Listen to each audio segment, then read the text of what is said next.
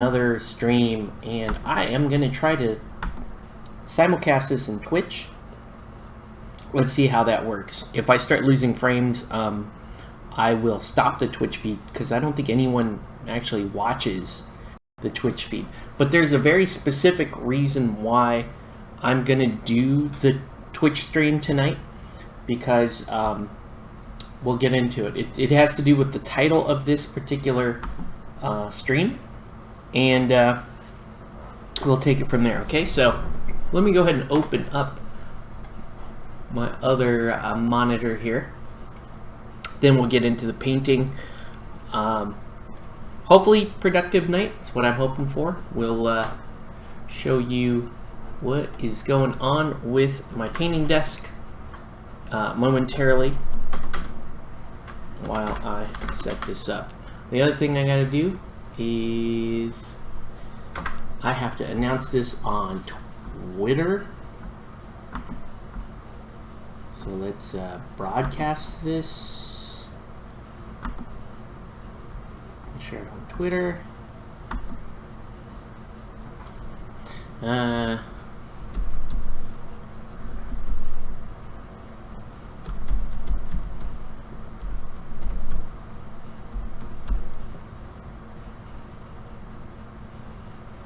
Let's see, what should I put? Yeah, I paint and decry to heroes. Alright, so we're gonna share that. So we posted that on Twitter. So we'll see how that goes. Let me know how our audio is doing tonight.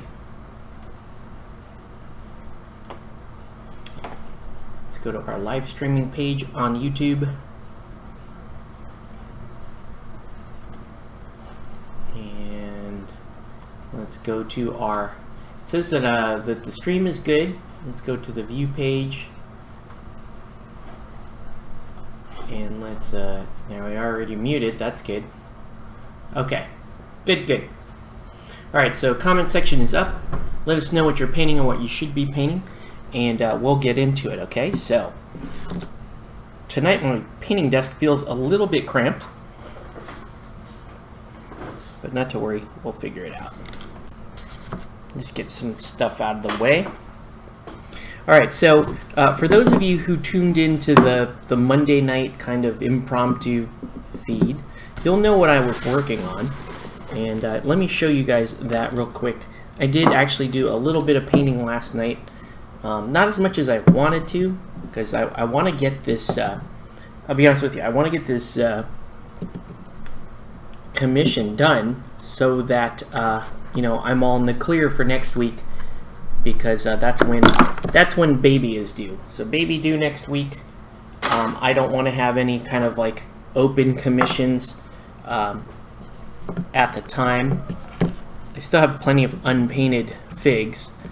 But I don't know how much of that I'm going to be able to get through, you know, once the family gains +1 member, okay? Let's move all this stuff over. So you're going to travel with me and the webcam. Whoop. There we go. Still trying to figure out like the optimum position for the camera. You can see we're out of focus. Still kind of weird how this is. Still trying to figure out this camera, because it just chooses weird times to focus. Like right now, totally out of focus. But it could be just the way. Could be the way we're lighting this. There we go. See how it just popped into focus right there? That's good. Okay, so for those of you who didn't tune in on Monday. What I started was a D&D miniatures commission, and so I got a commission at the paint day last weekend. This is for 8 D&D character miniatures, and here's the 8 here. I clipped them off their, you know, these are all basically Reaper miniatures, and I clipped them off their bases and put them on these just generic dungeon tiles. So here's the Bard. And so clip them off there, put them on the tiles, and then did some airbrushing. That's what we did Monday night. And then last night I did the flesh. I did faces and flesh. So there's the Bard. That's just a fan. That's my one of the coolest models of the group, obviously. Then you've got the rogue here, kind of a shadowy look. These aren't done, but you can see where I'm going with them, just kind of based on the airbrushing and where they're going. This is the halfling warrior. He's got like a hair on him. That was kind of cool that I was able to. Well, he still got it. He's got like a hair on him. Pick that up from the. You see it? Yeah, it's totally there. The weird thing is I can't. There you go. I'm having a hard time seeing it live, but I saw it on camera. Come on, halfling. There we go. Pretty cool halfling, like cavalier type character, right? Then you got the dwarf. Gotta always have to have a dwarf fighter. And you can see I'm kind of going for like a bronze type look on the dwarf. And you've got this adventuring cleric, who he's cool in that I like all the gear that's on him. I think that's really neat that he's got all this adventuring gear on him. I think that part of him is cool. I'm not so sure how I feel about the actual sculpt, because the actual sculpt isn't that great. You know, you can see here now that he's focused, the detail on the face just isn't fantastic, and his proportions are just weird. Like, he's got huge arms that are like longer than his legs. I don't know, maybe he's supposed to be half elven or something. I have no idea. Then you've got this guy here. Let's see if I can. All kinds of weird, like, exposure. There we go. This guy is the fire mage, and he's okay. He also has like a weird, like, Rip Van Winkle style face. Here, his facial features remind me of those, like, the old guys on 300. Uh-oh. We got a. Says we're. Hello, hey Lord Draconum, what's up? Why is that? Why is my feed so slow? Try that again.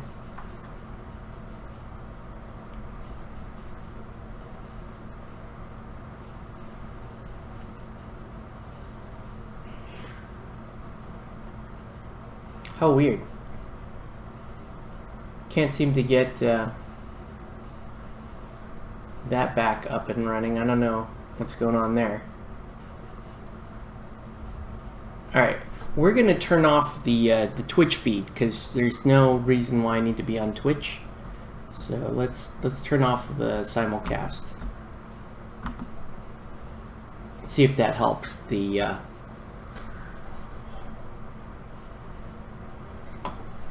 see if that helps this stream here. Wow, it's just slow. These are Reaper D&D minis. Not sure why that's not working out. Bear with me one sec, guys. Let me get that.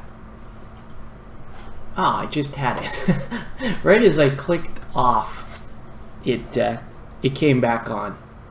So here we go.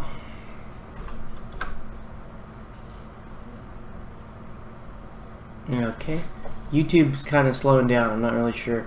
Probably could have kept my Twitch feed, but nah, no biggie. No one watches my Twitch, but I don't know. Maybe we do end up watching this on Twitch. You guys are gonna hopefully help me figure that out, or at least get some information from this video. Okay, so this is 360p stream. How do I go to a 1080p stream? Or is it even worth going to a 1080p stream? I don't know. Anyway, let's keep it moving. It looks like my feed quality on the computer monitor is pretty bad. But anyways, here's the Fire Mage, and then a couple more minis to show you. Here's like kind of they call him the iconic mage because he's not in focus. There we go. There's the iconic mage. That's a cool miniature. This is a Bones miniature. So he's actually one of the better sculpts. And he's a Bones mini. And then here's like one of the really, really cool ones here. The Theurge. Come on. Focus. Focus. There we go. Look at that. Very fun miniature. Anyway, so the skin is done, and some of the basic stuff is done on these. I'm going to pick 4 to work on tonight, and I'm going to work on the ones that I think he highlighted, the client highlighted as like the important ones to finish sooner rather than later. So I think he picked the Rogue, he picked the Fire Mage, I think it was the Traveling Cleric, and I don't remember if it was the Dwarf or the... Was it the Dwarf or the Halfling? I'm gonna put the Dwarf in. I'll put the Dwarf in because why not? And the other 4 I'll work on if we have time. All right. I have the Icon Bones mini. Yeah, it's a great mini. I like these D&D commissions. I was saying the other night because you get to paint all these like fun characters, and they're not difficult paint jobs.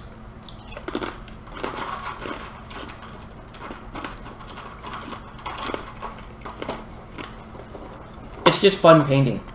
So anyway, so I have some decisions to make with regard to these. Fire Mage color scheme I'm not 100% on. We'll have to figure that out. And this guy's got a lot of decisions, but this one's pretty easy. This guy here, pretty easy.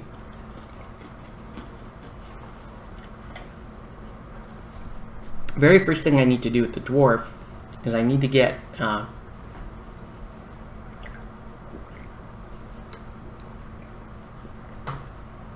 need to get a white highlight on it. Okay, so hey, that kind of worked, just like tilting the camera down a little bit. Seems to work. Like there's like an optimum distance these need to be at. There we go. All right. So that's the first thing I'm going to do. I'm going to do a real quick dry brush, and I should actually use. I'm going to look for. I'm going to do a little Iraqi sand. So I got my wet palette out. I'm going to do a little bit of Iraqi sand on this guy because he's kind of like a coppery, going for like a coppery look on the guy.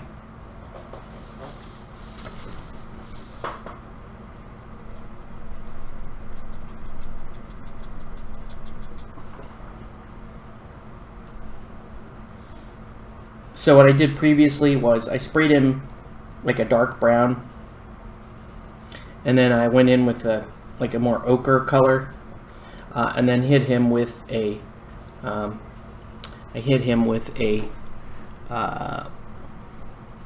sepia wash, and the sepia wash isn't quite dark enough. I think actually that's not true. I did a mix of brown and black ink, but I do need like a little bit of a deeper wash to him.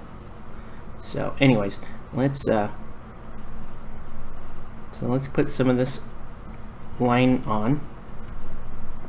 Okay, and I'm just gonna instead of dry brushing the whole model, I'm just going to focus in on really where the light is going to hit this model the most, or should hit the model the most, right? The idea here is that I'm kind of doing like a partial tip highlighting for non-metallics. And I really only want this to hit the top edges. So I don't want it, this isn't going to be a heavy dry brush. It's just top edges, sharp edges only. And I'll even do a little here on the axe blade, just to give that a little more interest to it. Okay.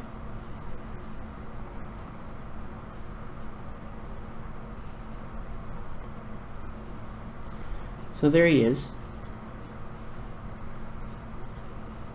Okay.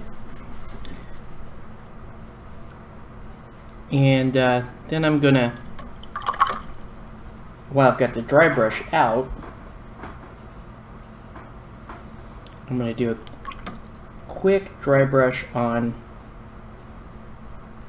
actually, I think it looks like I already did one on this guy. Did I? I don't remember.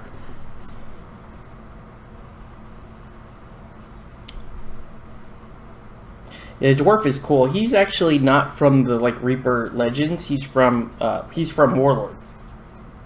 So they have. He came with like a little stat card, and this is how they're painting him. Like, you know, real standard blue, steel, copper, that kind of thing. I don't know if I'm gonna. I am gonna incorporate blue in him because there should be, you know, just because that's such a traditional dwarf color. But I don't know if I'm gonna. The kind of the amount of blue that they're using is a little, if I might say, a little too GW for me. It's a little too integrated in the model, whereas I want the model. I want this model to look a little grittier than that. If that makes sense, I don't know. This cleric here, probably going to have a, his adventuring robe is going to be like a crimson robe, and he's going to have, his armor is going to be basically steel looking. So he's going to have a lot of steel, like a lot of silver and red, essentially, but it's more steel and, I guess, steel and red is what I'm going for here. Okay. But they're all going to be pretty simple. Like, I'm not going to do freehand, although, you know, that would be fun to do to try some freehand on the shield. You know, these are these are basic paint jobs that I'm being commissioned for here. So that said, and my freehand sucks anyway. So yeah, it looks too bright with the blue on the card. You know, yeah, it looks too. It's a word I'm looking for. I don't know. It just doesn't. It doesn't look gritty enough for me with that on the card. Okay. So let's do a wash on this guy, and I want to use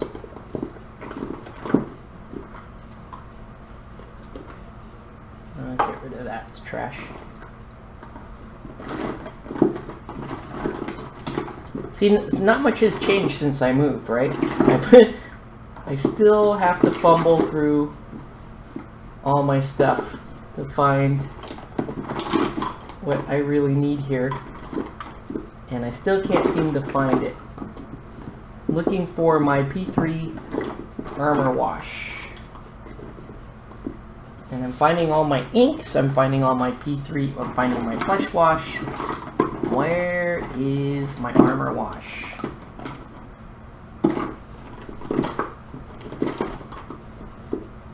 I just found green ink, blue ink, yellow ink, flesh wash,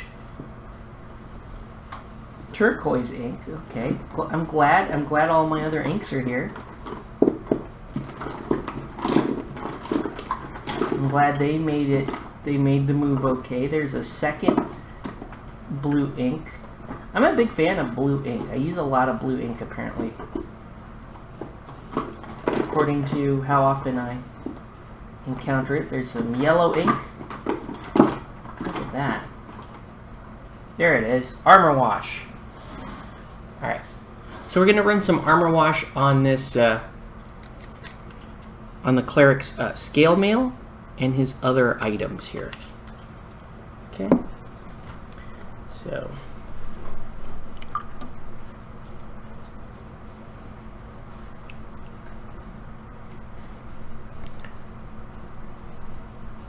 So this is gonna, and I'm a big fan of P3 Armor Wash. It's a nice ink that actually imparts a little bit of, just a little bit of sheen to it.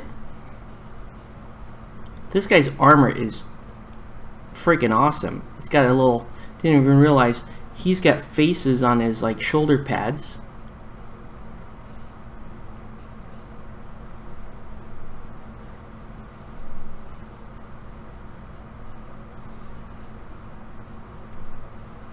So push. So just basically just painting this over the gray is giving it depth, and it's making it really is lending to, you know, the non-metallic that I'm going for.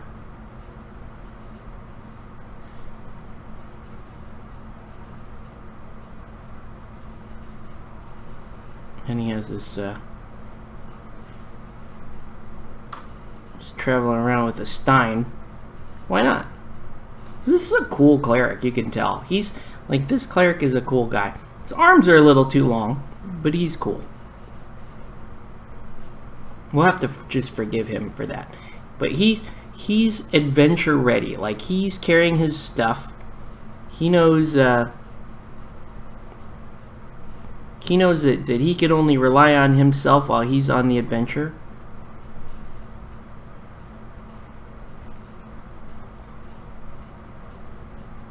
There we go. And oh, that's actually, so it actually has a wooden backboard to the shield that I'm gonna have to paint wooden.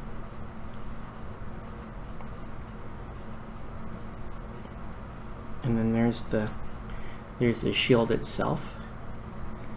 So I'm gonna let that dry, and then, you know, while I got the armor wash out, I'm going to apply the armor wash on this guy's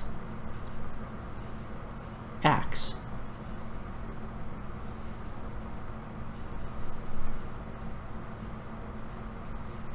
I'm going to apply it on his axe, and I'm going to apply it to his chainmail.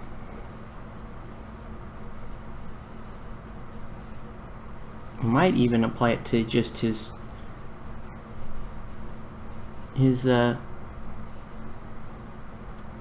kind of brass armor too. I'm just worried that it might look too dark if I do that. I don't, what I wanted to keep that kind of honey golden color.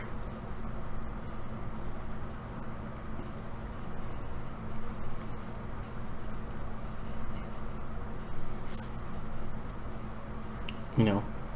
So, and I think black carries it the wrong way. But yeah. So here, let me let this. Okay, a little too much armor wash on the axe currently. So I'll take my wet brush, just pick up some of it.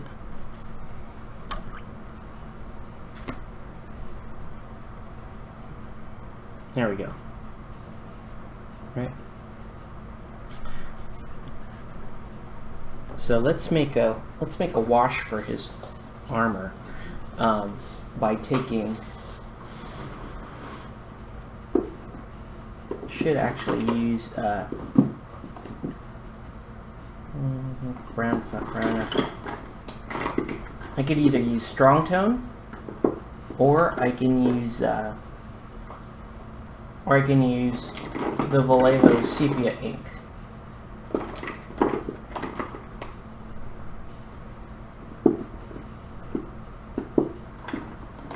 I guess it's just going to depend which one of them I find first. Alright, found the sepia ink. I think the sepia ink is going to work out just fine. Ooh. Got a bunch of it dried at the tip here. Ooh, man. That always makes me nervous when I squeeze on the squeeze bottle a little bit and nothing comes out, because I know there may be a little bit of pressure building behind there. It's just gunk in the nozzle. So let me clean out the nozzle a little bit. Yeah, there's gunk in here.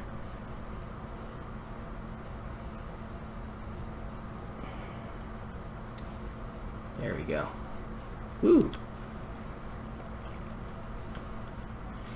And now I want this to be pretty thin, so I'm going to thin it. I thin the ink down a little bit. Actually, I should use glaze medium with the ink.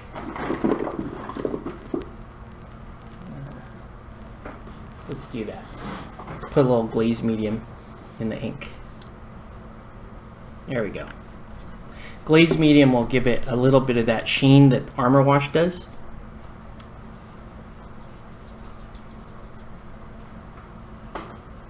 Alright, so here we go. And then these guys are going to take quite a while to dry.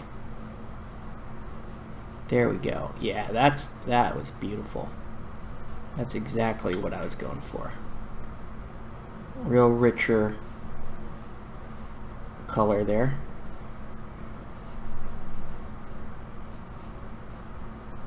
So this guy's really going to look like I have some clients that don't know that I use non-metallics. Like they, you know, I have to explain to them, like, yeah, I didn't use any metallics on this mini. You have to stare at it and then you'll see that I'm not just lying to you.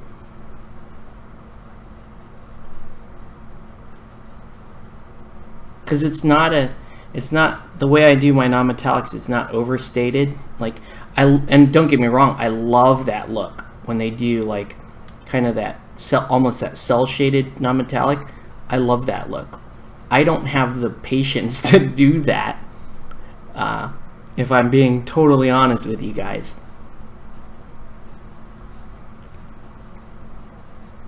But I think it looks fantastic. But you can already see, like, there's it going down, and it's giving it a really nice bronze look.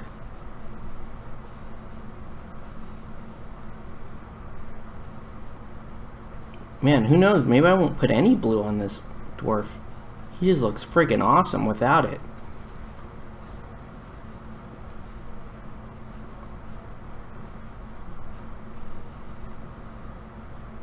That's just a great looking sculpt. Super fun.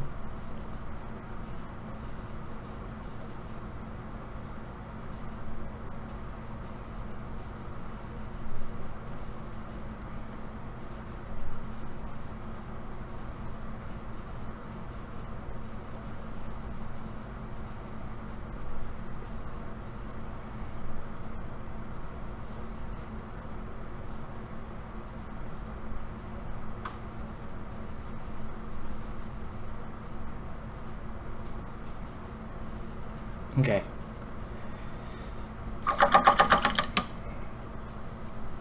So let me get this. There you go. So you can see. See that? See the shield detail there? Like, that's gonna dry and look really, really sharp. So I'm pretty excited about that. That should be pretty cool. All right, so we're still doing the ink washes. Next up is going to be this guy, the Fire Mage, and I am still at a loss as far as what this guy's color is going to be. He's kind of, right now, he's kind of a mustard, like a dusky gray yellow. That's not quite what I want to do with him. I want to go with like well, the guy asked for purple, and I'm not sure how I feel about that. But I also don't want to just ignore what he was asking me for. So he was like, you know, Fire Mage, like purple, and I'm like, I don't think purple when someone says Fire Mage to me.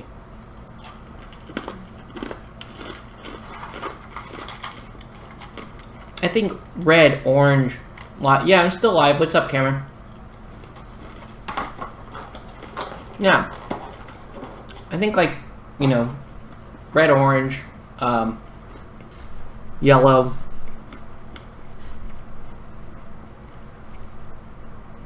I don't really think purple. But he did ask for purple. So I think what I'll do, let's try a purple wash on this guy. Yeah, let's try a purple wash on this guy. And then while these are drying a little bit, I'm going to explain the title of my program tonight. Because, you know, be forewarned, this is a little bit of a meta rant. I'm not going to be talking about gaming or painting. I'm going to be talking about YouTube and, frankly, my experience with social media in this past year. It has been a really interesting experience, to say the least, on social media, and my transition from, you know, where I thought I stood politically for most of my life, and how I feel like I don't feel like I've changed. I feel like the arena itself has changed, and I've alluded to this before. Now, again, warning for people who don't like political diatribes, I'm not going to get into who I'm voting for or any of that kind of stuff. I'm only going to be talking about my experience in social media and what I've observed.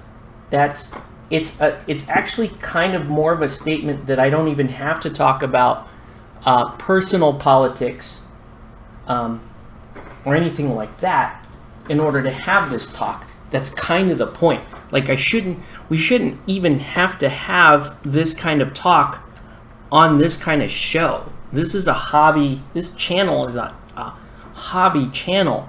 And for the longest time, I've tried to keep it away from crap like this. But it seems to me that there are some real modern movements that are pushing, that are kind of pushing me to talk about this stuff, because it is, at least for us, it may actually affect what I do with this channel. Okay, so again, you've been warned. This is going to get a little bit political. It's not going to get into candidates or any of that stupid crap like that. Your stream keeps cutting in and out. Oh, that sucks. I am hardwired in, so I don't know. And everything from my end says that the stream is in good shape. So I don't know. Maybe it's still choppy, and I apologize if that's something going on my end. But I think at this point I've kind of finished. You know, I think our stream here is pretty powerful. All right. So, anyways, let's get into the rant a little bit.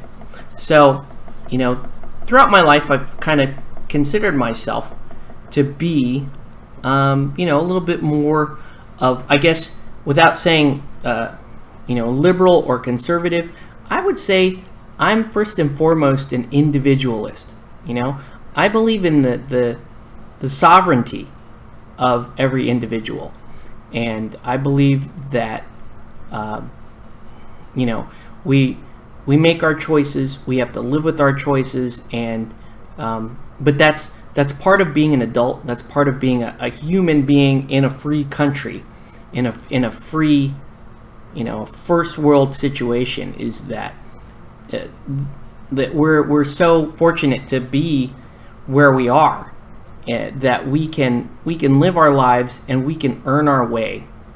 We can, and that means the ability to succeed as well as the ability to fail.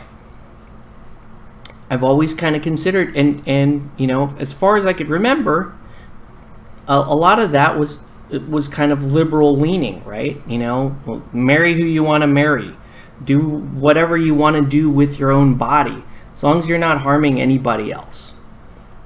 And I thought that was it. I thought that was the end of it. I didn't need to expand on that or even really talk about it. That's just kind of the way it was.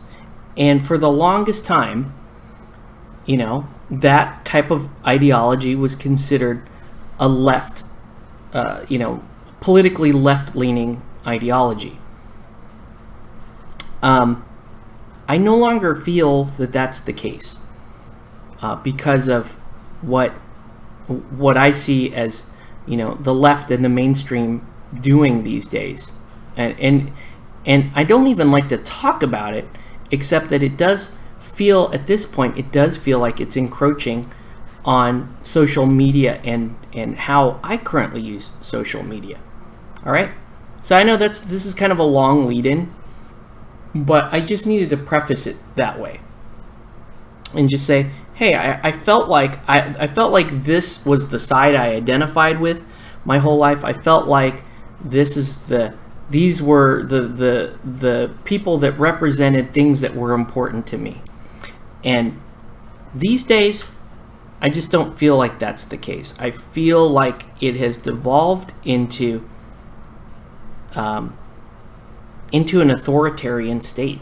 I feel like the left, the current political left at this point, operates around a lot of the same assumptions that like the earlier right-wing authoritarian movements thrived off of, right? And what's that formula? It's claim moral high ground, judge other people, and then exert your political power and influence, especially where it is not welcome, right? That's because that's where you feel it.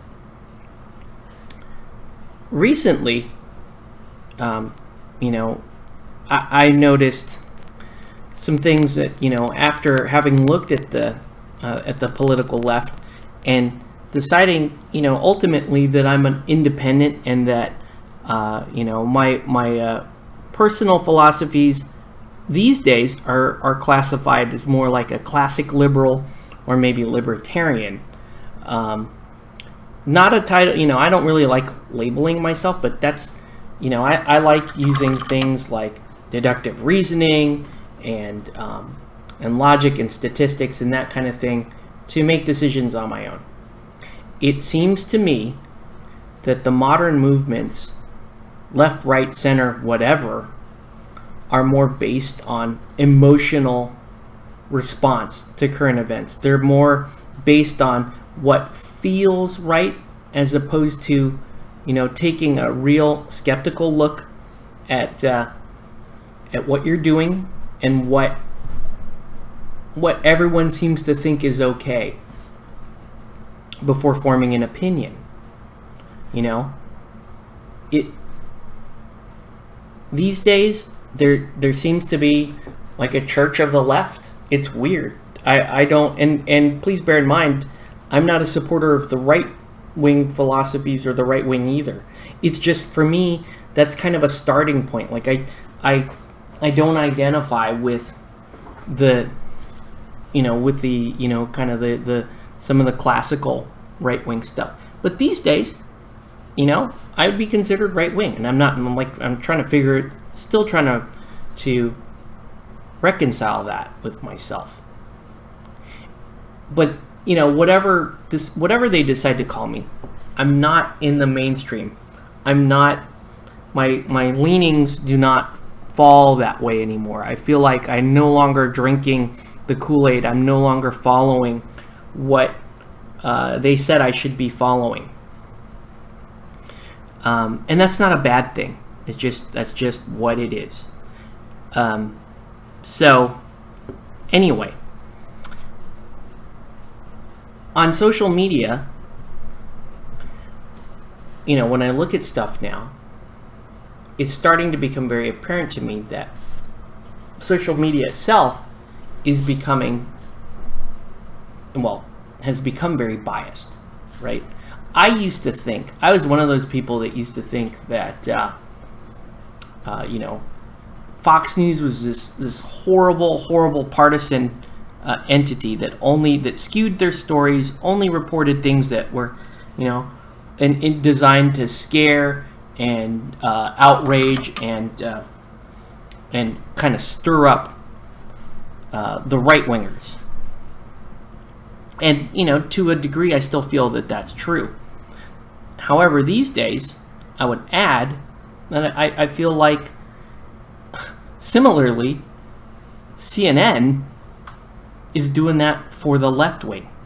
And it's sad. Like, I can no longer trust CNN to be... I used to think that they were an unbiased news source. And now I feel very differently.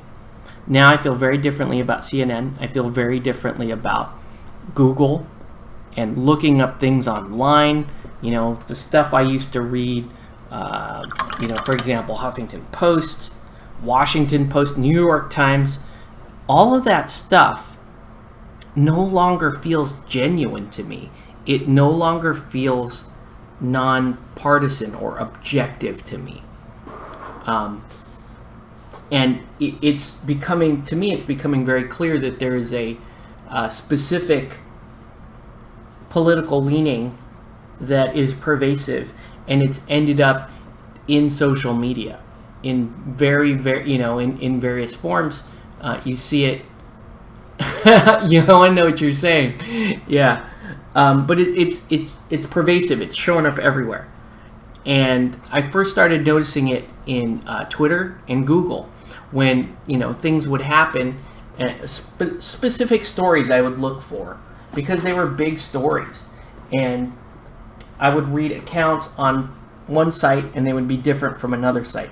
And okay, that's not such a big deal, but it was what these specific sites were and what they represented to me originally. It's a very different thing now. Anyway, I started to notice it in the websites. I started to notice it on Twitter, and I started to notice the shadow bannings. The Twitter trending list is very censorious, and they don't even tell you. There are huge stories that are being talked about on Twitter on hashtags, but they're placing some hashtags above other hashtags.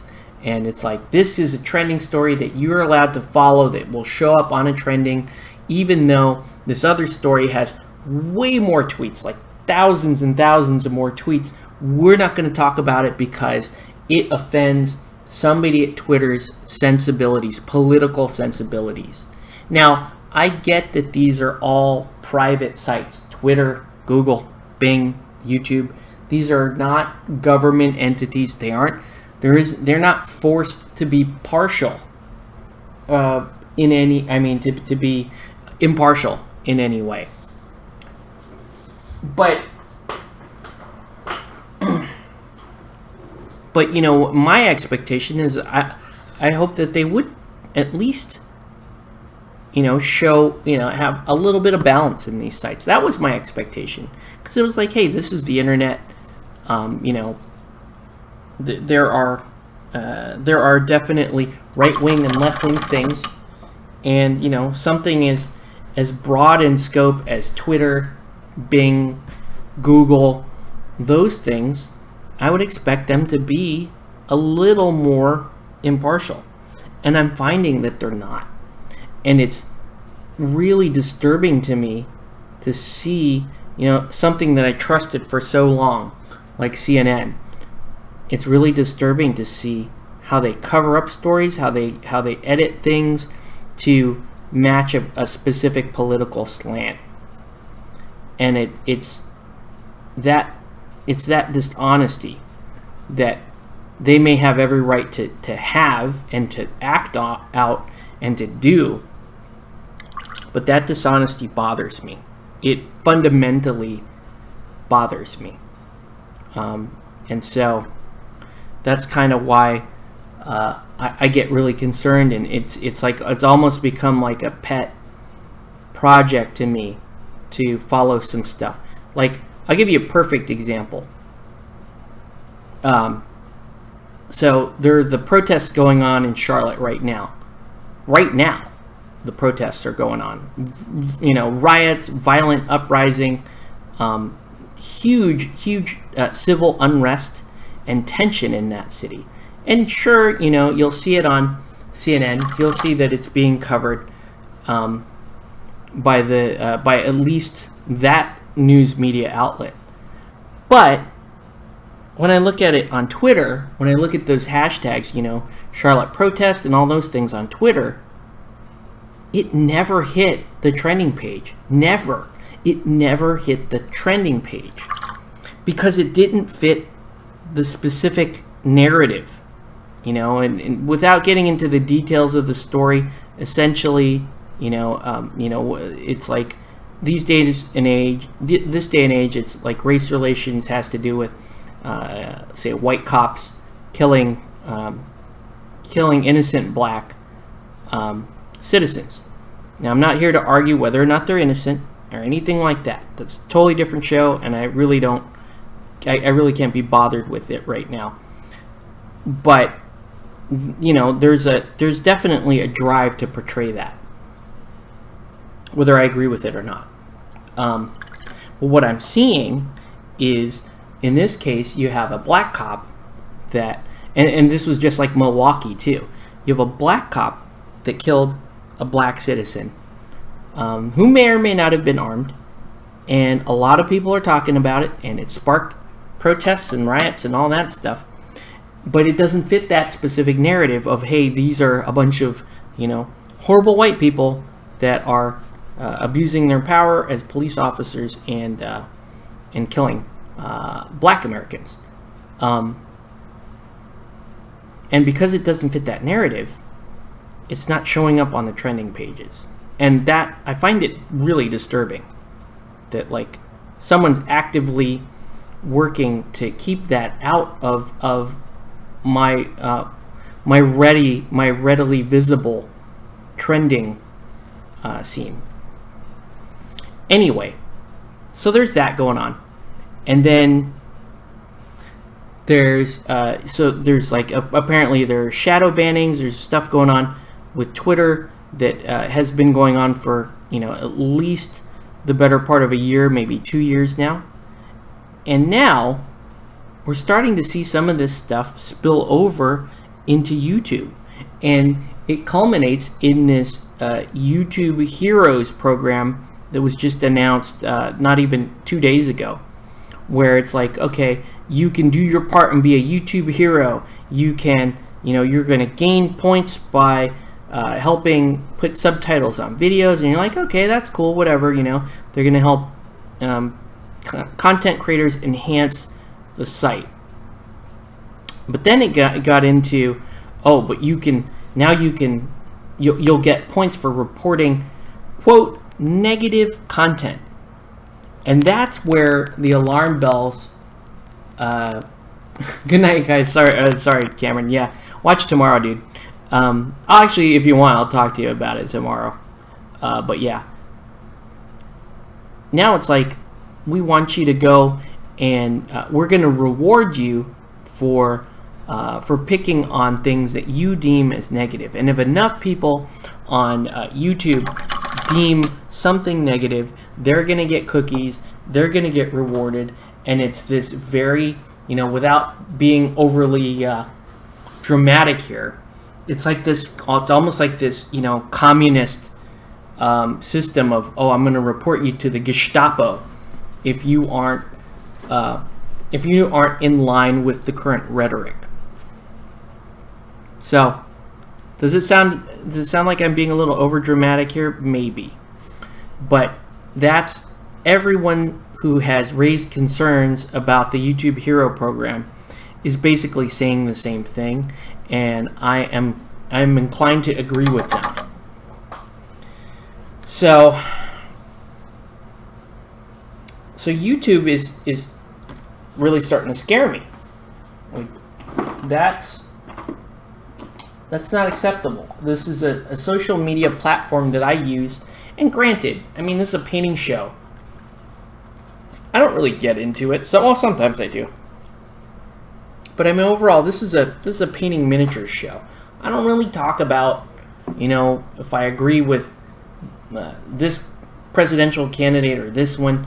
I don't really talk about how I feel about the details of the last particular killing, or how I feel about one political movement or another. This is just me painting some tiny pieces of metal and plastic, and calling it a day. There's nothing, there just isn't anything terribly, there isn't anything terribly outrageous or critical here. Now, I don't think that I would ever become a target of some groups like these YouTube hero people. I think they're going to go after people that are opposite them on the political spectrum. It's the fact that it's going on is what scares me. It's the fact that YouTube is going to be like, hey, let's just start our own, let these people kind of police each other, let let mobs of people gang up on another person who they don't agree with, label it negative content, and then in doing so give themselves the ability to potentially gain the ability to mass flag videos. That's some real concerning stuff for me. I don't want my YouTube content to be regulated by a regular fellow user who's apt to the same bias leanings and personal things that I might be. I didn't sign up to be a moderator. I'm not, and I may not even be the best judge of what's biased and what isn't biased. But I guarantee you, I also pretty sure that the people that would be attracted to signing up for something like this would be either. You know what I mean? So it's alarming. Like, I just don't think, I think this is a terrible idea. I think that, and I think it's going to end up just causing a lot of drama in the more visible YouTubers in the YouTube community. And I would hate to see some content creators that I like, that I may not even agree with, but I just like their content. I would hate to see them kicked off by hate mobs, because these are people that are speaking their minds. These are people, and they're not like me. I'm like hiding behind these like miniatures and just painting shit and occasionally going, oh, that person's an idiot. But these people they have things to say, and they have input on things. And whether or not I agree with them, I appreciate them. I appreciate that somebody is taking some time to explain their point of view and share it and defend their point of view. I appreciate that people can disagree on things publicly and discuss them publicly, and even and even do so passionately. Vigorous discussion, open disagreement and debate. Those are cool things in the marketplace of ideas. And granted, I didn't think I would ever go to YouTube to get into stuff like that. I honestly came to YouTube for what I'm doing right now. I came to YouTube because I wanted to see people painting miniatures and playing miniature games, and that was it. But as a media, and as I continue to use the media, it's starting to become apparent to me that that might not always be the case. That there might, in fact, be a time where I have to defend stuff and I have to talk about stuff that I'm not 100% comfortable with.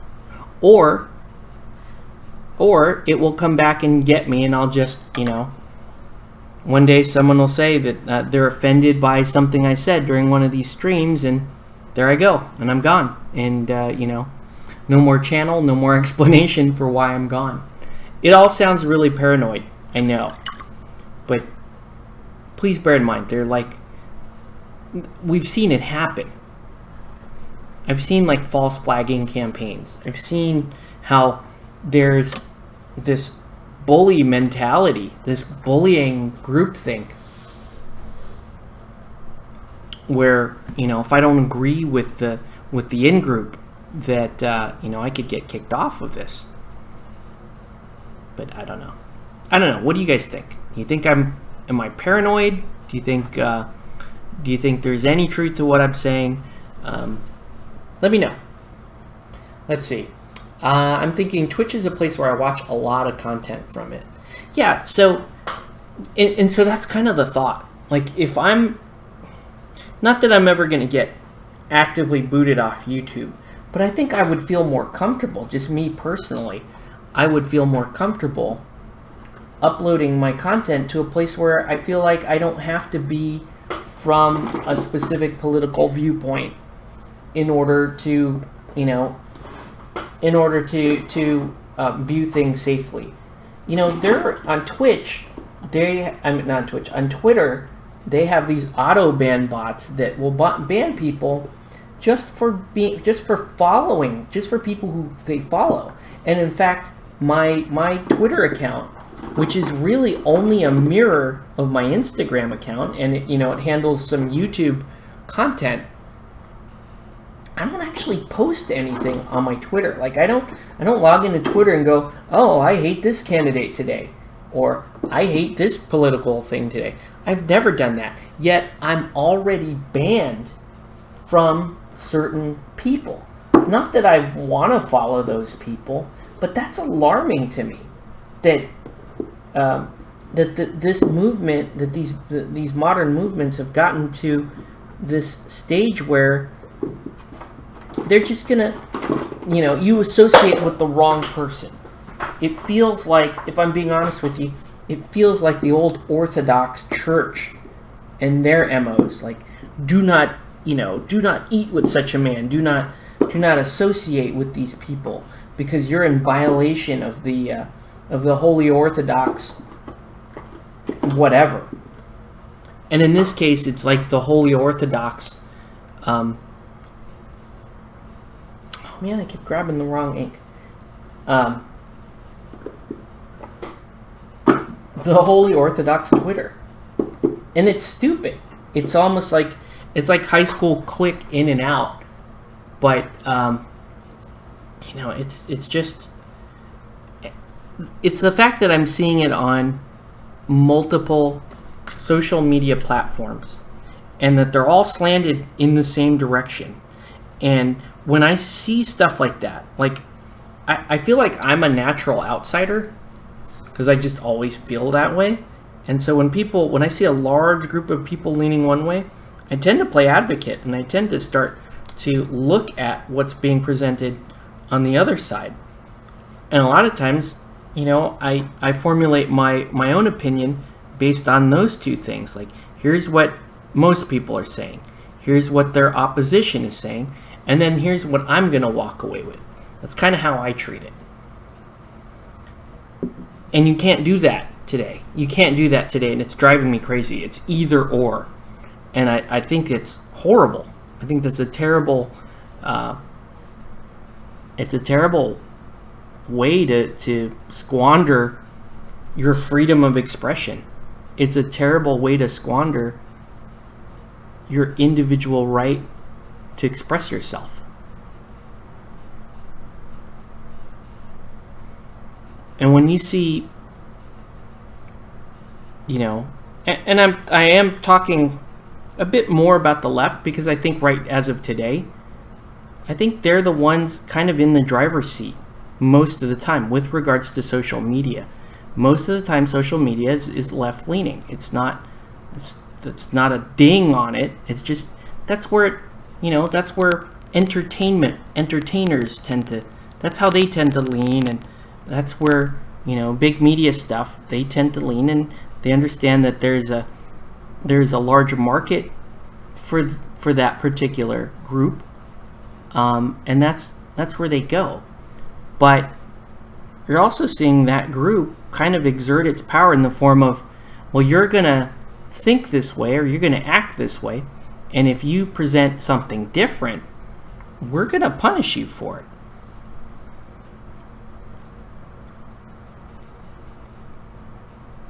And that's the scary part. See, I did end up going purple on this guy. Very purple. Maybe too purple. Whatever. He's purple. What are you gonna do? He's still cool. But yeah. So, if YouTube is going with this hero program, which I think is an absolute nightmare, I have to ask you guys this, and especially you guys that might be watching this later as a recording.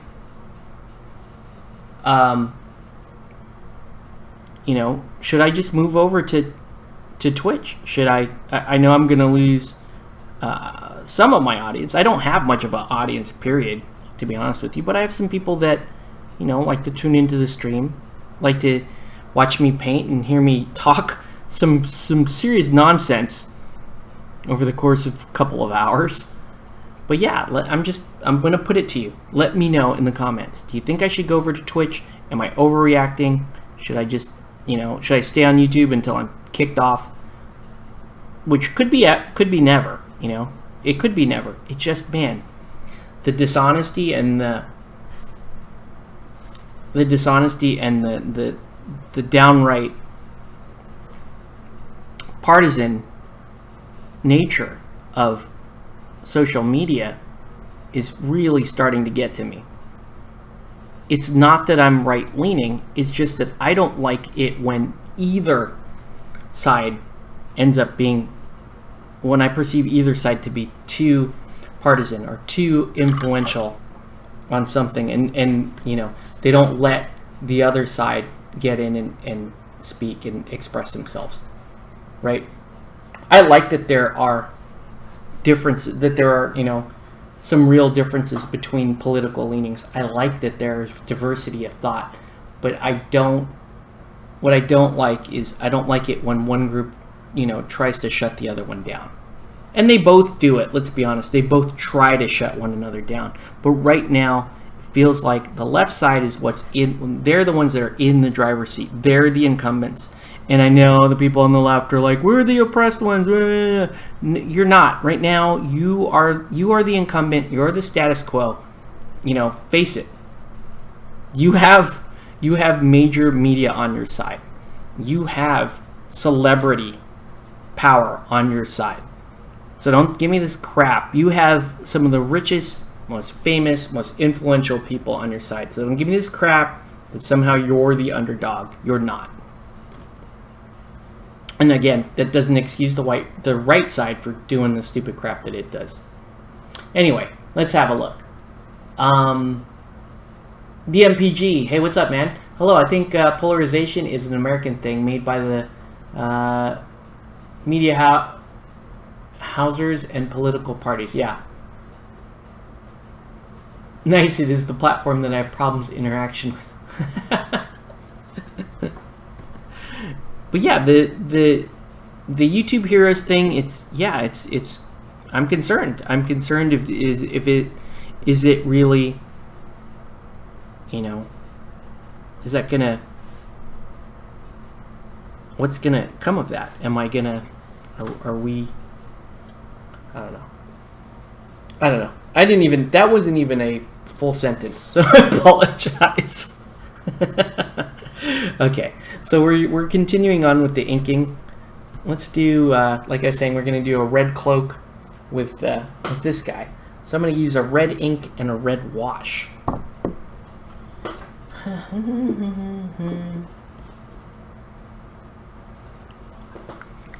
Yeah, dude. YouTube Heroes. What the crap is that? It really... I just couldn't believe what I was seeing. It almost looked like it was a joke. Like they really believe that that's a good way to, you know, to help clean up their site. Let me ask you something, though. You guys tell me. Do you think YouTube needs to be cleaned up? Because, granted, I see a lot of garbage on YouTube. I see a lot of stuff that, you know, just what I would call trolling and shit posting and that kind of stuff, especially YouTube comments. It's one of the raunchier places on the internet. But I don't necessarily see that in of itself as being a problem. That is what it is. It's a comment section. People are it's human nature to be the voice of dissent on the internet, where you're safe, where your anonymity is, well, at least until recently, is somewhat protected. I don't know. Did our generation just accept it for what it was, and really it's not good or not acceptable? Because it seems like, you know, this newer generation of people and users on the internet are saying, no, that's not acceptable, and you know, we want the governments to control it. We want to go to the UN, and we want to lobby them to do something about it. I don't know. Yeah, YouTube's changing, man. YouTube is changing their monetization, where it's like, if they, you know, if you put questionable content or maybe controversial opinions on your videos, then you can't monetize them. That made me immediately, and I'd been talking about it for some time, but that made me immediately demonetize this channel. Was that? It's like, okay, you know what? I don't make any money off this channel anyway, but I'm not gonna. I don't like the idea that, you know, if I say, hey, I think the media is lying about this on my paint stream, that they can say, oh, well, we're going to take your monetization away. Or now they can say, oh, well, this private user who's just a fellow user on YouTube didn't like what you had to say. They flagged your video as negative or inappropriate or whatever, and now you have to deal with the consequences. Let's see. I'm going to try to read this. Rant is intellectual exercise of stupidity in smart pantery. Love it in some cases. I like rants. I do. I like rants. I like ranting myself, but I also like I like listening to other people rant, especially when it's maybe a little bit off topic or not what you're expecting. If you're, especially like in the painting world, and I'm going to be a little raw here in like painting videos. So when people are painting, the most painting videos I see are like live painting videos, or kind of like, oh, what's your favorite, like, who's your favorite Primarch? You know, what was your first game of 40K like? No, don't get me wrong, I'm picking on 40K because it's still, on the miniature side, it's still the most talked about game system. That's a compliment, but in terms of, you know, watching content of people painting, it gets a little dry after the 10th video of that. I want to hear somebody talking some real mess, like you know, some things that may or may not have to do with miniature gaming, that really this person feels really strongly about. You know, they can talk about interesting things like, here's, you know, here's what bothers me about gaming in public, because you run into these people, and these people. Here's what bothers me about, price hikes. Here's why I don't agree with the sentiment that this game is cheaper than this game. Like, those are cool, to me, those are cool discussions to be had. And there's enough of a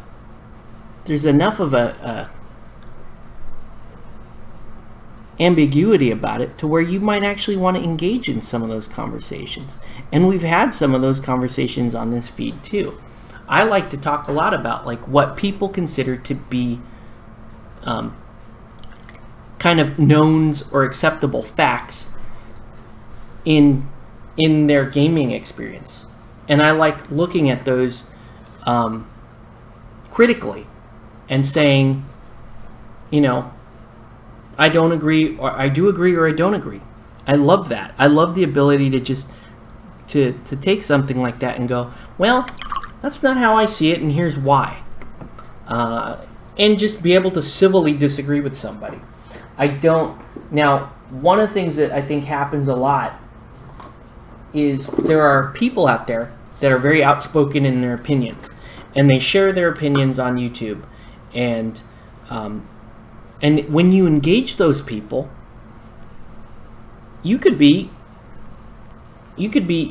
might consider that you're harassing them. That's wild to me. Like, really? Like, if you disagree with me, then you're harassing me. Now, granted, there's two sides to every story. It could be like, you disagreed with me and you said, in the comment you said, well, you're an idiot and here's why. Or, it may be coupled with a personal attack. Like, you're clearly too stupid to have a YouTube channel and here's why. That's an insult. That's not harassment. What's harassment is if you said, well, you're an idiot and here's why, and then you followed the person around and you found their other postings and you continue to attack them, and then you start making threats like, okay, I'm going to find out who you really are and I'm going to do some stuff to you, right? So yeah, let's see. Yeah, it's Judge, Jury, and oh man, YouTube, Google is Judge Dredd. And it sounds stupid, doesn't it? Like, the miniature gaming community, we're such a small, sort of inane community. Everybody's super friendly. We don't really have beef with one another. I mean, there's some content folks out there that, I could do without, but we just avoid each other. We do like the adult thing. I don't like this person's channel. They don't like my channel. We don't watch each other. Like, is that too hard to expect from the rest of the YouTube community? Do we, am I missing something? That's where I have questions. So, and it's a disturbing trend. I'll tell you a real disturbing trend, and here we go. Again, this should not be an indicator of who I am or I'm not voting for. But here's what set off some real alarm bells in my head. When Dr. Drew Pinsky, this has now come out as fact. It's not some crazy tinfoil theory or anything like that. When Dr. Drew Pinsky, made a comment on a different radio show, like he was concerned about the quality of healthcare that Hillary Clinton was getting, he lost his show. Like, that dude lost his show. Dr. Drew. How many people love Dr. Drew? He's like, from where I'm sitting, way more people love Dr. Drew than Dr. Oz. And even more than, and much, much more than, say, Dr. Phil. Ugh. But, like, that was a huge thing for me. And I thought this dude, he kind of strikes me as a little more left-leaning guy. And all he did was say, hey, I'm concerned about the quality of the healthcare she's getting. He didn't even insult her. He was talking about her caregivers. And bam, dude's been on TV for like 30 years. And he's been on, he's been on radio for at least another 10 years. And just like that, just for uttering a criticism, not even directly towards someone who, when you look at it, is being actively protected by media, like protected, defended, supported, championed, whatever, by media. Again, everyone has a choice for who they prop up. I'm not disputing that.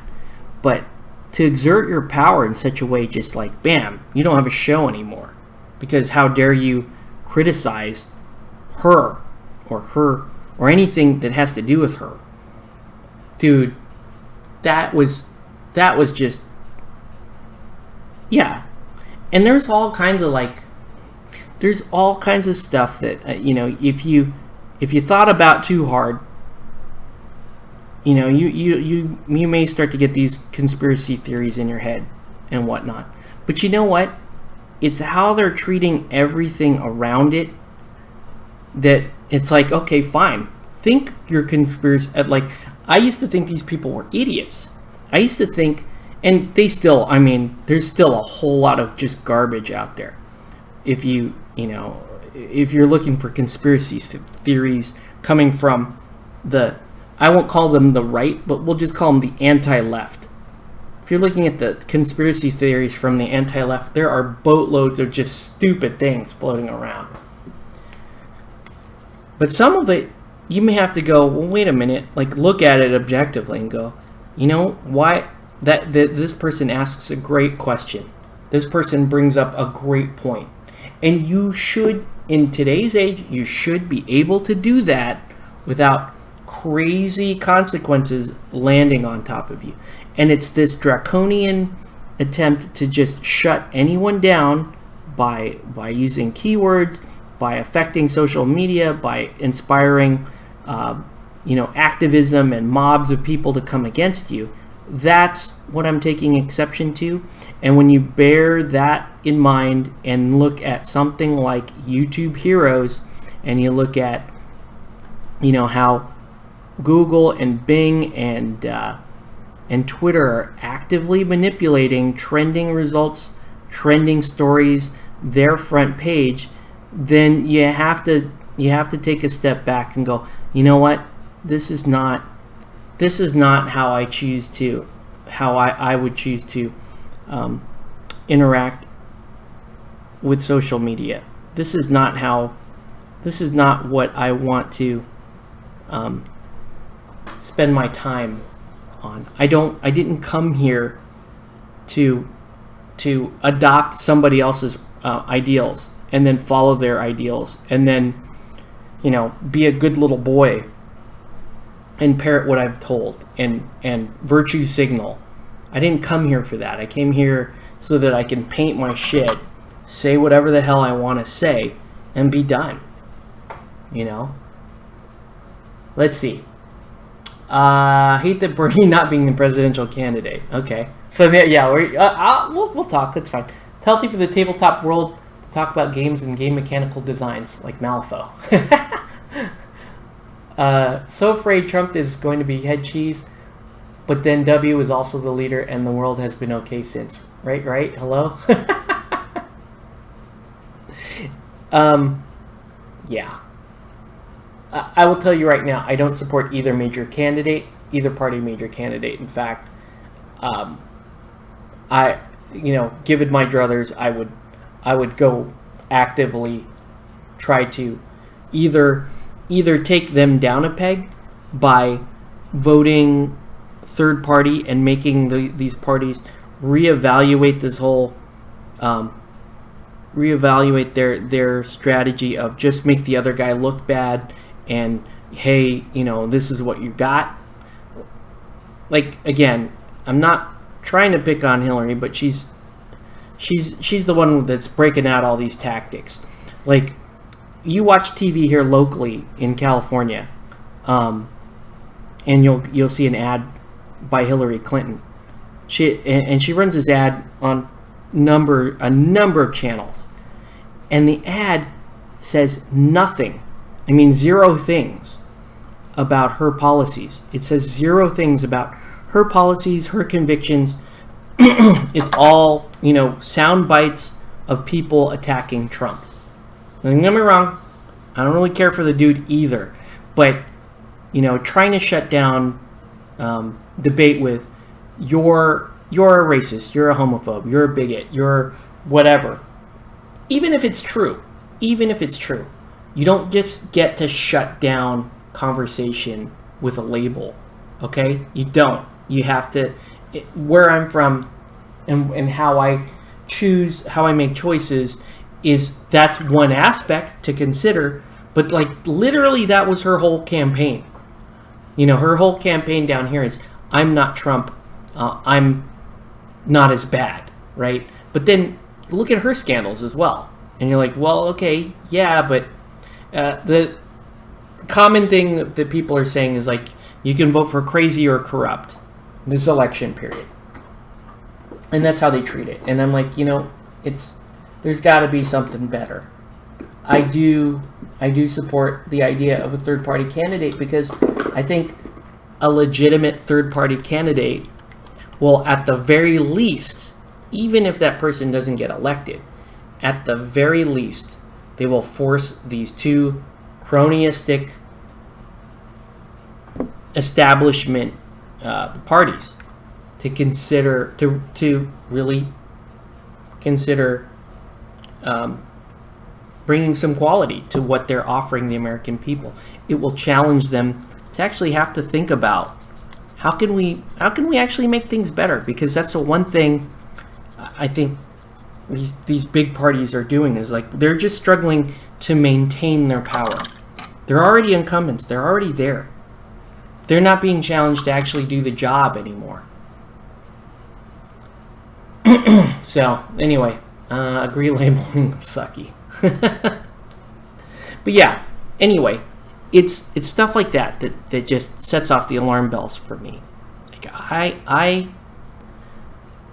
I think that if you really are in the right, if you really are on the right side of the argument, then you don't need to engage in name calling. And you don't, and at least we're not this guy, is a horrible way to vote. And, my wife, I'll tell you right now, my wife is voting, she's voting Hillary. And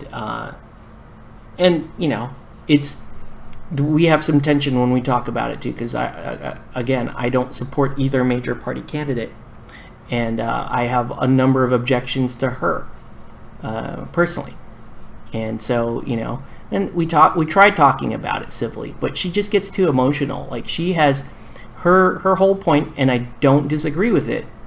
Her whole point is Supreme Court justices. She's got to protect a woman's right to choose, and that's a really important thing. But I also think that that there's a bit of emotion kind of driving this, and it's at least, and she's like, well, this is what we got, and I voted that way in the last election. I voted that way. I voted, well, at least he's not this guy, and it's just not a good way to have to participate in a quote unquote democratic system. It shouldn't be that pathetic, but it is. Right now it is, and until a third party can really challenge either of these two parties and say, hey, you better get your act together, or we're going to get better and stronger, and we're going to be we're going to be challenging you guys. Until that happens, this is what we got. But I want that to happen, and I'm gonna at least use my minuscule voice to try to bolster that effort.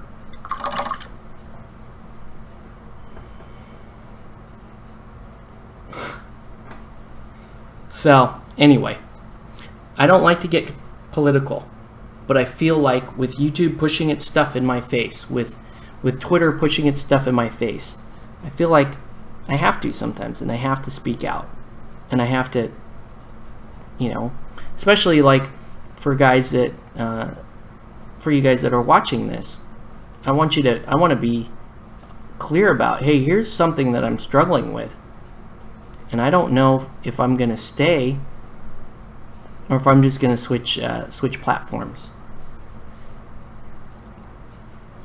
For now, it looks like I'm staying. Like I said, I'm probably, if I stayed just permanently, the chances of me being like perma-banned by YouTube for saying the stuff that I say, I think the stuff I say is really, really tame. Because I still don't like go out and hammer people. But I did just criticize somebody who seems to have this track record of everybody who criticizes her faces some form of retribution. Maybe not from her, but definitely from the masses, from the mainstream. You know, why aren't you voting this way? You know, that's very... Dude, I haven't felt that... That's the word I'm looking for. I haven't felt that entrapped. I know I should just be using the word trapped, but I feel like it's entrapment. I haven't felt that entrapped since I was a little kid, and people would tell me, you better do this for God or you're going to hell. Like, I haven't felt that, and you just feel, it just leaves the most horrible feeling in your mouth, in your soul. Like, wait a minute, I have to do this or this horrible fate will befall me. To put it in miniature gaming terms, you have to buy the new codex because people only play 40K. Does that sound familiar? Does to me. You have to keep buying 40K. You have to play GW because everybody plays GW. Oh man. There's a time very early in my YouTube career where I was actually actively interested in getting more subs, and the people who had lots of subs were saying, you have to cover 40K, you have to put on your channel because that's the only thing people will watch. And I think there's some definite truth to that, but there are also some outliers, and there are also some instances where that's not exactly true. You know, where you have some bigger channels, like say the Painting Clinic, which, you know, does have some GW too, but it's not really a GW focused channel. You have Viv's channel, Rubbish In Rubbish Out, which granted is a lot of inactive subs these days just due to his level of activity, but that was a thriving channel that really kind of cut its teeth around games like Malifaux, Saga, and now, you know, most recently Knights of Dice, his business venture. So there are ways, like if you are trying to increase your audience for your YouTube channel, you don't have to do GW. Is it easier to gain subs if you cover GW or Privateer or something like that? Apparently so. I would say there's evidence to suggest that that's true, but you don't have to. I don't believe you absolutely have to. Luckily, I don't care to, you know, I don't care. It'd be cool if I had more people watching, but it don't bother me. Not anymore. But yeah, so kind of a Cold War thing. Think this or you're red. That's exactly what I was talking about with, you know, Dr. Drew, again, one of the nicest, most liberal, you know, classically liberal guys that I can think of, you know, big mainstream guy in the 90s. He used the word McCarthyism. You know, he's like, this is like, what we're seeing now is like McCarthyism. And I can't disagree with him. You know? He's the example I'll highlight, but there's many instances of people that were just treated unmercifully for something that they said that was not in line with the new acceptable way of thinking. So, let's see. GW is awesome, just saying, but game mechanic design is okay. There's fun and better game mechanic designs out there. I like Batman, Marvel, and Pulp City. Oh man, need to get kids to school and kindergarten. All right, have a good one. Thanks for stopping in, dude. Yeah, so, I don't know.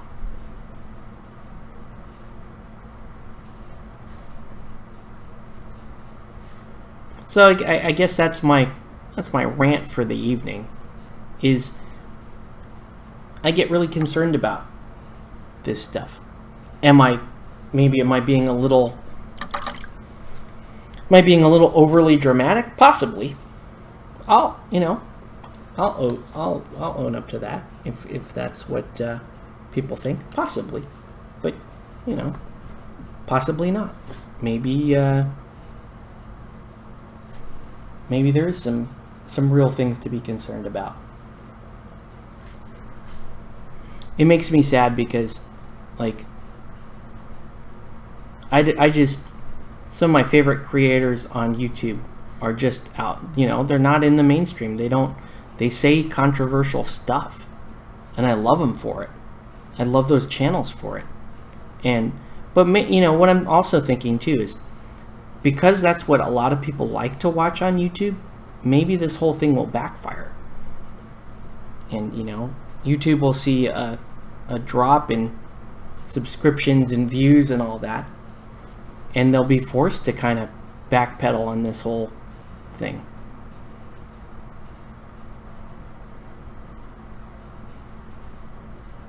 I just like hearing different points of view. And I like entertaining thoughts that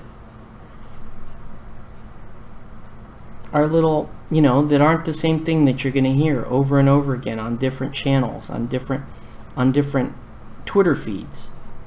I don't want everything to be the same. I want to read stuff that I don't agree with. I want to read stuff that I do agree with. Anyway, let's stop and have a look at our miniatures. All right, so here's the dwarf. Coming along, looking pretty cool there, right? I think he looks pretty cool. Let's I'm just gonna do, yeah, I'm gonna do some highlighting there.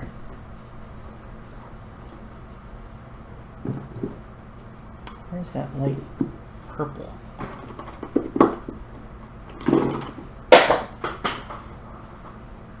It's just a very disturbing trend in social media, and I'm gonna keep my eye on it because I'm concerned. I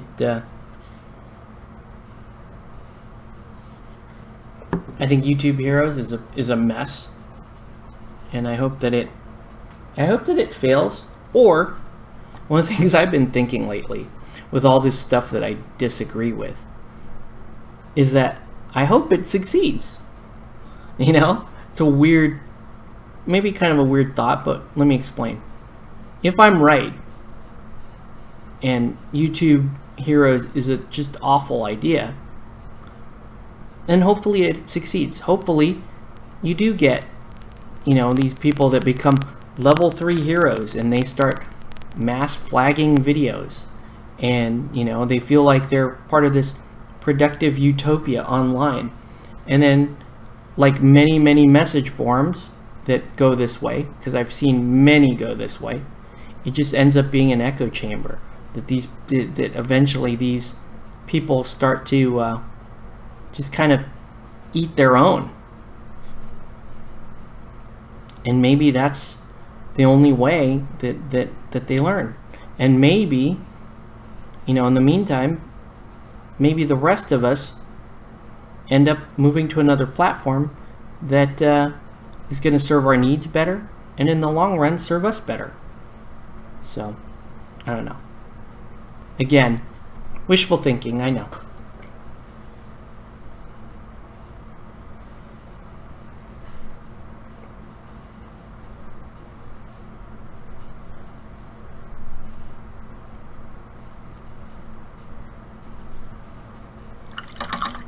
So there's this fire mage guy. Looking pretty cool. I want to get these 4 kind of done by the time we sign off here.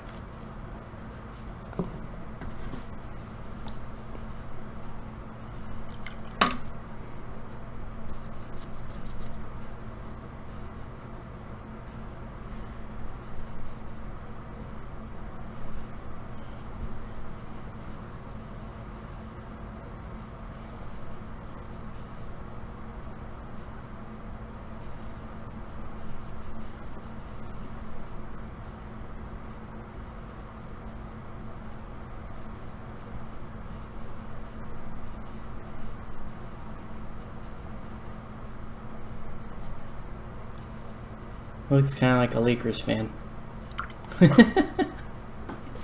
Okay. I know that was a stupid joke. Whatever.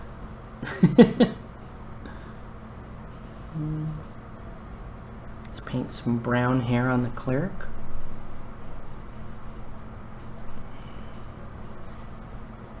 I think these guys look pretty cool.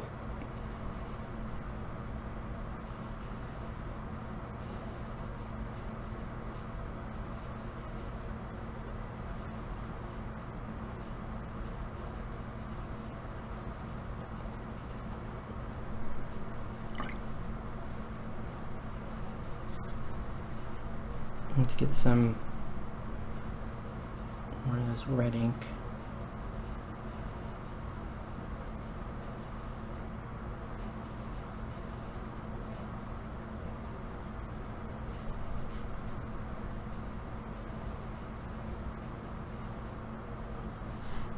He actually kind of has more of a rose color to him.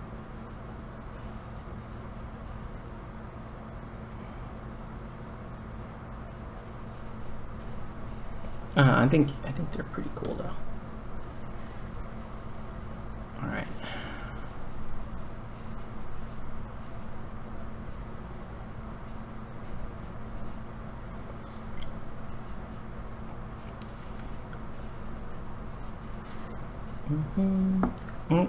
Where did that wash go? Ah! Gluing last guys onto their base. Yeah, we're gonna. Looks like I'll be able to get these 4 done, and then that'll be it for tonight. And I'll paint the other 4 maybe tomorrow night. Pretty straightforward stuff though, and really fun.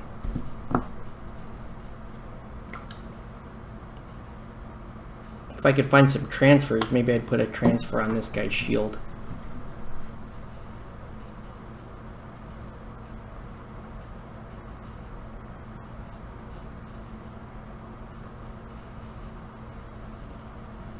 He's pretty cool.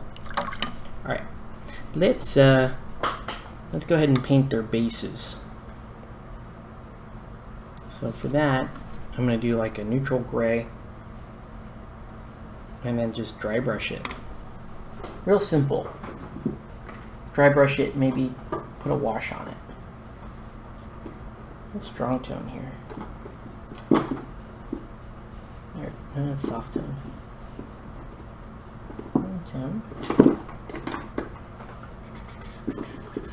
Strong tone. There we go. Alright. And let's get a gray. There's a gray, a neutral gray. I built 28 native miniatures since Saturday, and about 12 superhero miniatures since yesterday. Wow. That's some real production, man. That's awesome. I don't know if... I used to feel like I was a pretty productive guy with my painting stuff. I don't even know where I am with that anymore. Like, my painting schedule has just slowed to a crawl. There's been, you know, ever since I moved over here, or ever since we got the place, like, you know, there's lots of pressure to paint and build and work on the house itself. So I was doing all that kind of painting, but I was not really doing this kind of painting.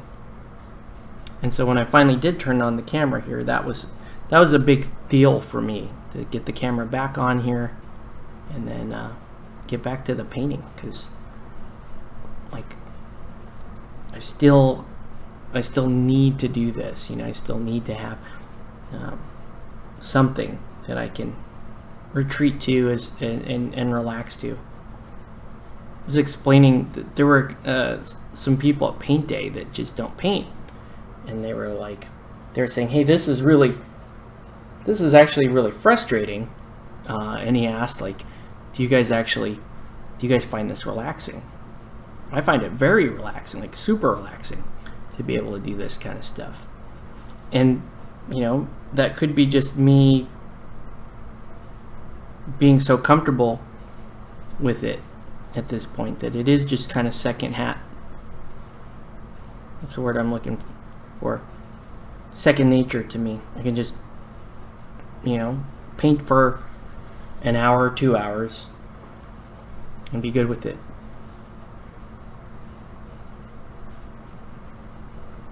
Yeah, these models are cool. I am going to have to remember to leave this neutral gray out.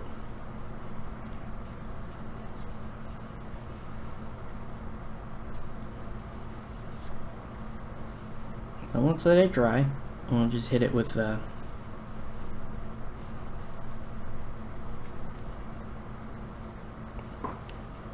just hit it with a wash and be done.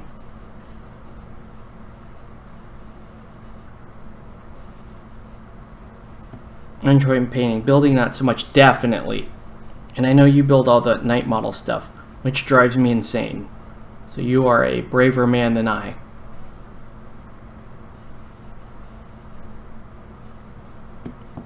Although I hear the Marvel kits are getting better in their quality. I think that's Mark trying to get me back into Batman.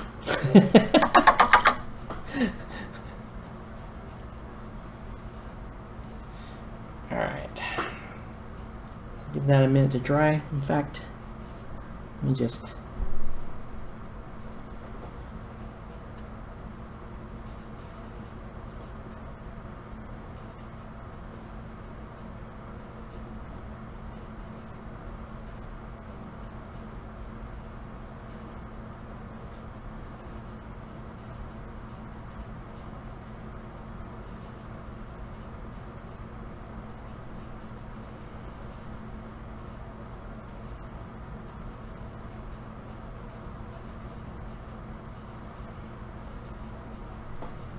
The Hulk is going to be a pain. Yeah, he looks really tough because he's so top heavy, and big, you know, big chunky metal models can be tough.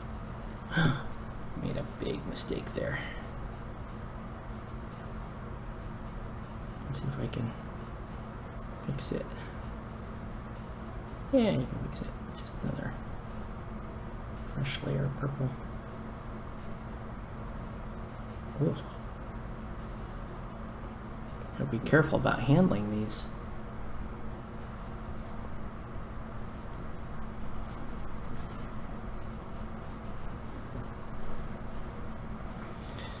Okay. Not even including the Batman and Marvel I've been working on. Wow. Yeah, for sure, that's impressive, man. That's awesome.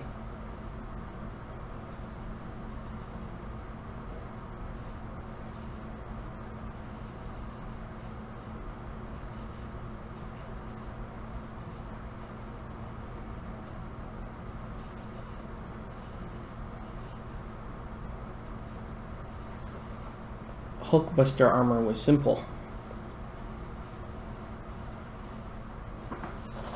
Yep, so we're gonna let this dry for a minute. I'm gonna finish some banana chips, so sorry for the crunching. They're pretty cool minis.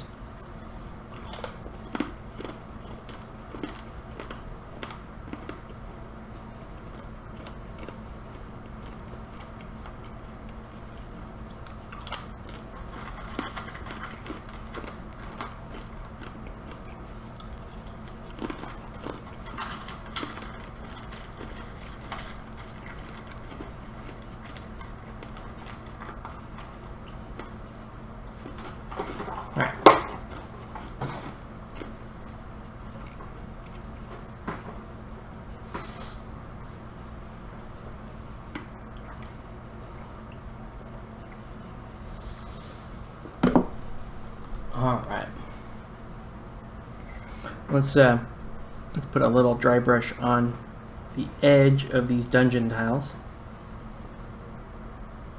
You know, nothing too fancy, just real light.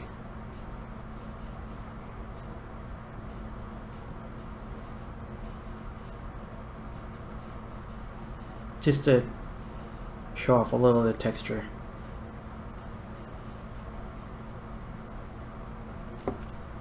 And then we'll bring it home with a strong tone.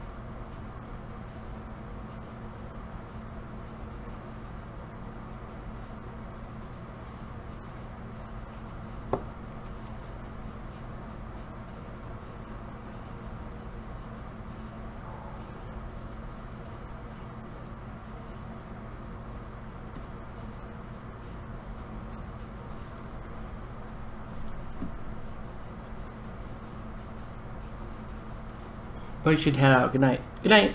Thanks for tuning in. Okay. Now we are pretty much on the last step here. So let's go with the strong tone.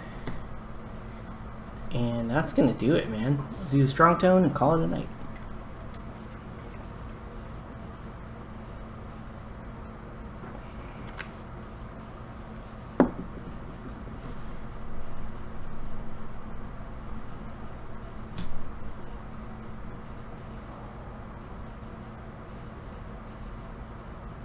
Now I'm only going to do the strong tone on the top of the dungeon tile. Ooh.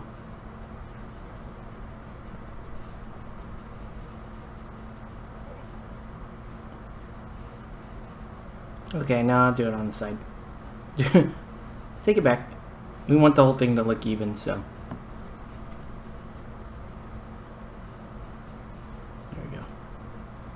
One down.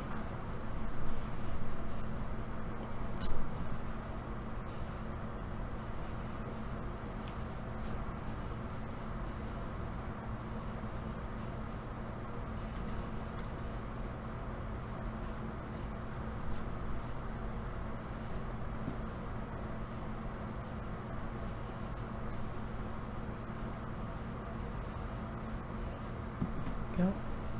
Two down.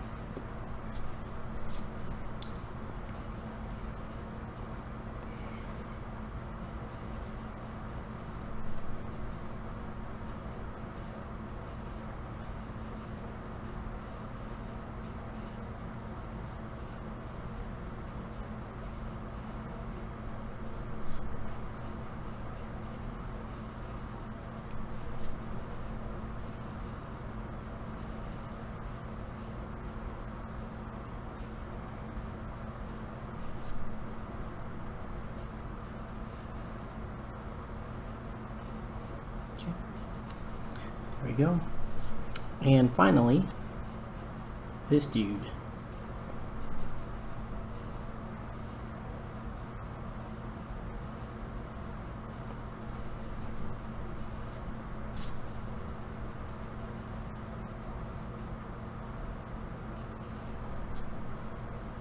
Oh.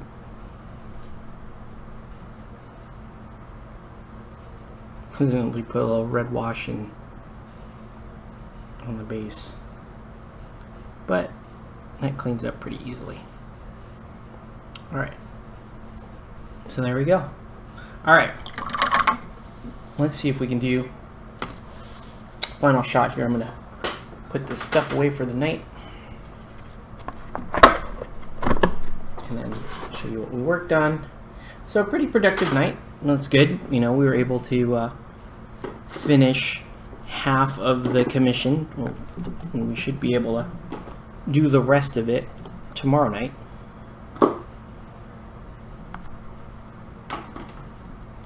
And this has been a really fun commission, just allowing me to play around with colors a little bit more, experiment a little bit more.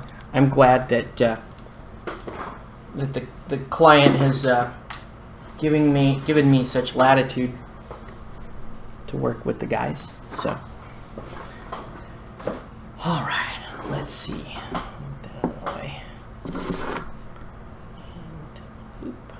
them. Try to get some better lighting on these guys. So they're still very, very wet. Let's see. I use shaky cam, which does not work.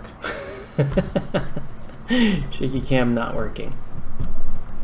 Yeah, not the best. Sorry guys, I can't really get it to focus. If I shut it off. I mean, like, I'm throwing light directly on these. No. I'll try to post a picture for Twitter, Instagram, that kind of thing. Alright. So anyways, that's going to do for this video. Once again, thanks guys for watching. I know it's a little rambly, but hey, those are always fun. That's going to do it. Have a good one, and we will catch you on the next one.